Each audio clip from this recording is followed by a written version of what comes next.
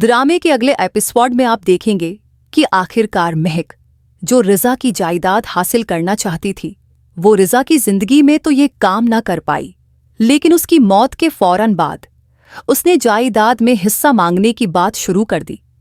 रिजा के इंतकाल के फौरन बाद महक ने घर वालों के साथ ये गुफ्तगू की कि रिजा की जायदाद में जो भी हिस्सा है वो मेरा और मेरी बेटी का हक है, और मैं चाहती हूं कि ये हक जल्द मुझे दे दिया जाए ताकि मामलात आगे बढ़ सकें। मेहर-ए-निसा, मुख्तार और देगर घरवाले ये बात सुनकर हैरान और परेशान रह जाते हैं कि अभी तो रिजा की मौत को चंद ही दिन गुजरे हैं और महक ने अभी से जायदाद का मतालबा शुरू कर दिया है। महक का कहना है कि वो जायदाद में से अपना हिस्सा लेकर इस घर से चली जाना चाहती है, क्योंकि इस घर में न तो उसकी कोई अहमियत है और ना ही उसकी बेटी की। मुख्तार कहता है कि वो जायदाद में से अपना हिस्सा लेकर इस घर से चली जाना चाहती है, क्योंकि इस घर में ना तो उसकी कोई अहमियत है और ना ही उसकी बेटी की। अगर आप जाना चाहती हैं तो अपना हिस्सा लेकर जा सकती हैं, लेकिन वरीशा मेरे भाई की अकलौती बेटी और निशानी है और मैं उसे अपनी नज़रों से दूर नहीं होने दूंगा।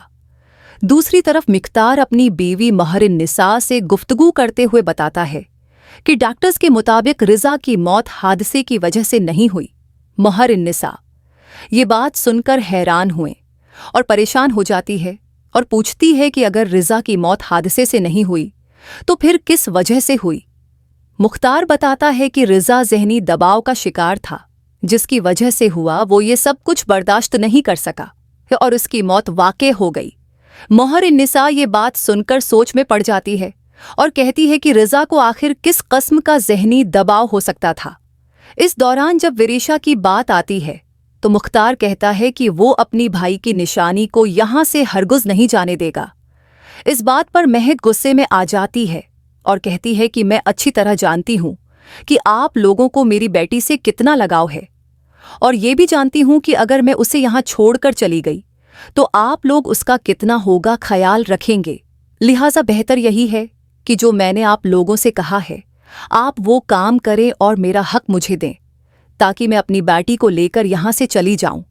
महक के जाने के बाद कई साल गुजर जाते हैं और बीजी बहुत ज्यादा परेशान रहने लगती हैं।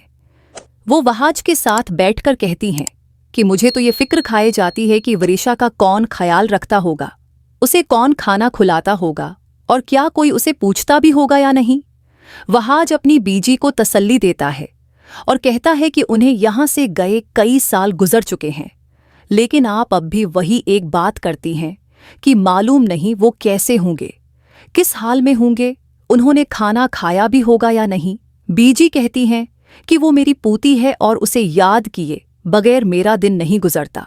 दूसरी तरफ वरीशा ने तमाम बातों को भुलाकर अपनी जिंदगी का नया आगाज किया है अपनी माँ के साथ।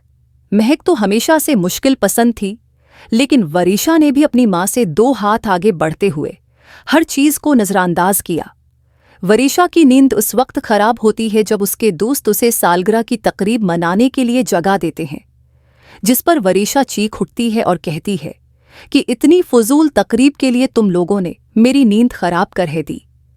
लेकिन जब वरीशा की दोस्त उसे बताती है कि उसका बवाए फ्रेंड किसी और के साथ घूम रहा है, तो ये बात वरीशा से बर्दाश्त नहीं होती और वो सीधा यूनिवर्सिटी पहुंच जाती है। वहां पहुंचकर वो गुस्से में अपने बवाए फ्रेंड की कार का शीशा तोड़ देती है और कहती है कि तुम्हारी हिम्मत कैसे हुई कि तुमने वरीशा को धोखा दिया। वरीशा का ये गुस्सा यूनिवर्सिटी के सब लोग देखते हैं और हैरान रह जाते हैं कि यह आखिर कर क्या रही है। तो क्या ये वरीशा के गुस्से की शुरुआत है? आगे क्या होगा? मजीद जानने के लिए देखते रहिए ड्रामा सीरियल आफत।